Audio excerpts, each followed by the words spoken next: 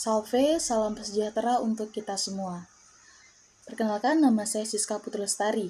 Pada video ini, kita akan membahas terkait dengan apa yang dimaksud dengan Arianisme, Nestorianisme, dan konsili-konsili apa saja yang muncul pada saat itu. Sepanjang sejarah Gereja Katolik, umat beriman dipanggil untuk menjaga kemurnian ajaran yang diwariskan oleh para rasul dan dijaga oleh magisterium gereja. Dalam proses ini muncul ajaran-ajaran yang menyimpang dari kebenaran iman yang kita kenal dengan sebutan bid'ah atau ajaran sesat. Maka kita masuk pada pembahasan kita yang pertama, yaitu mengenai Arianisme. Arianisme ini yaitu ajaran yang menyatakan bahwa Kristus adalah ciptaan Allah dan bukan sama dengan Bapa secara esensi. Kemudian dianggap sesat oleh Gereja Katolik karena menyimpang dari doktrin Trinitas. Oleh karena itu, Athanasius dengan tegas menentang ajaran tersebut. Ia berjuang melawan pengaruh Arianisme dan berusaha mempertahankan kebenaran tentang keilahian Kristus.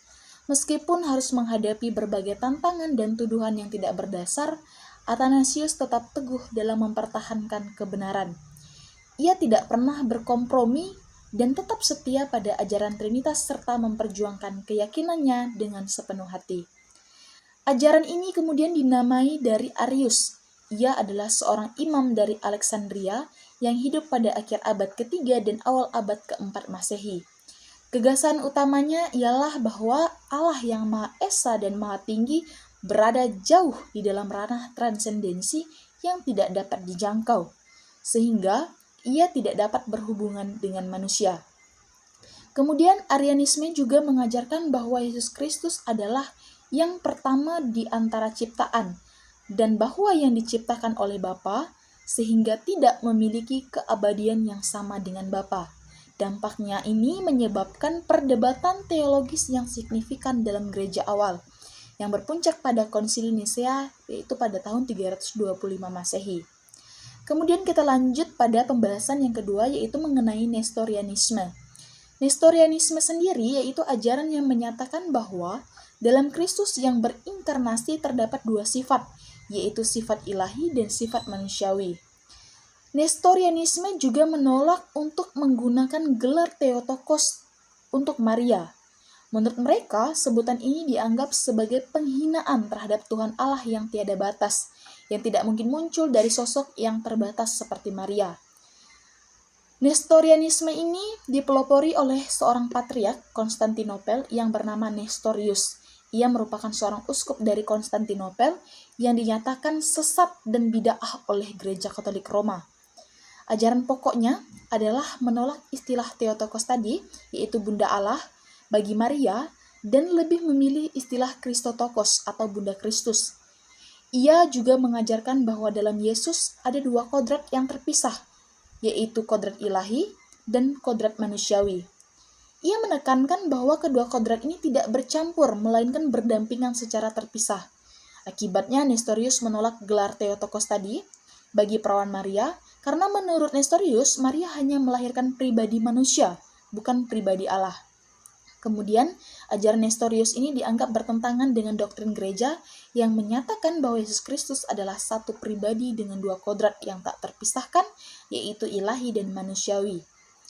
Kemudian, kita masuk pada pembahasan ketiga, yaitu mengenai periode patristik. Periode patristik sendiri secara umum dianggap berlangsung dari akhir zaman Perjanjian Baru atau akhir zaman Rasuli, yaitu sekitar tahun 100 Masehi hingga 451 Masehi, atau hingga Konsili Nisea kedua pada tahun 787 Masehi.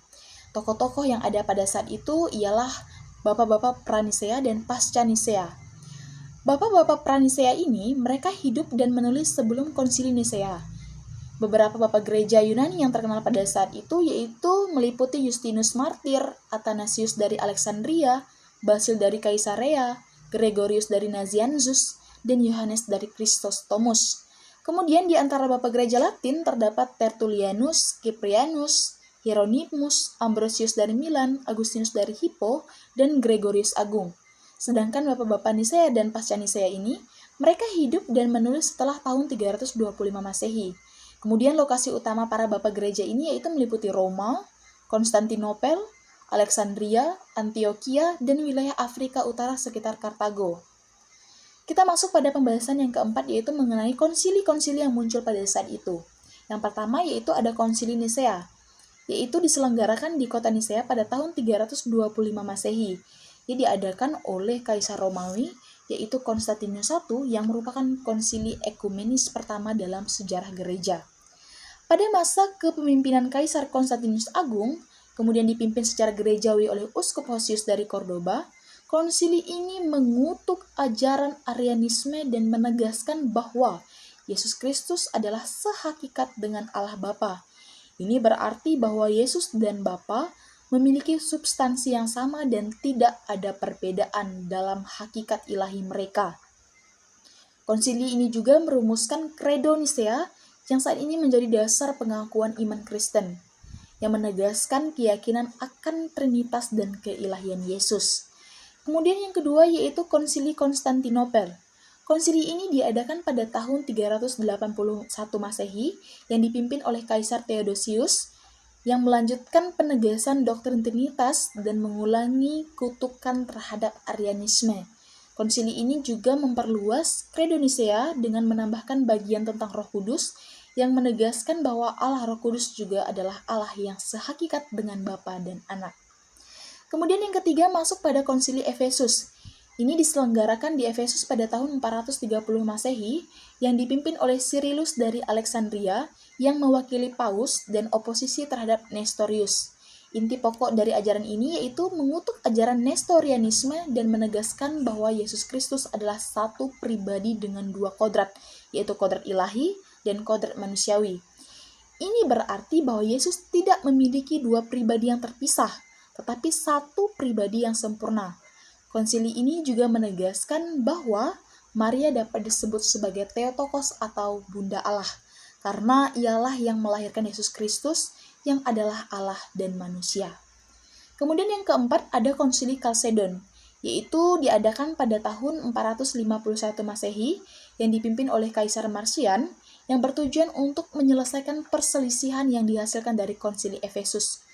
Konsili ini mengeluarkan deklarasi Kalsedon yang menegaskan bahwa Yesus Kristus adalah satu pribadi dalam dua kodrat, yang bersama dengan konsili yang sebelumnya, yaitu ilahi dan manusiawi yang tidak tercampur, tidak terpisahkan, dan tidak berubah.